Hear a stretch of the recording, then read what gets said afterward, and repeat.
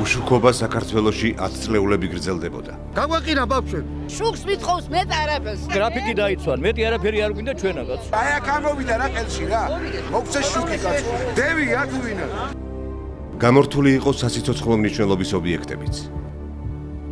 ყველა უკმაყოფილო. აგე ჩაქრა. ენერგოსისტემის სამუშაოებისთვის საჭირო ფული კორუმპირებული ჩინოვნიკების ჯიბეებში მიდიოდა. დაღამე არ არის შუქი. სიცივეში ვარ. ქვეყნისთვის საკმარისი ელექტროენერგიის გამომუშავებას მთავრობა ვერ ახერხებდა და მკაცრი გრაფიკისთვის საჭირო დენსაც საზღვარგარეთ ყიდულობდა.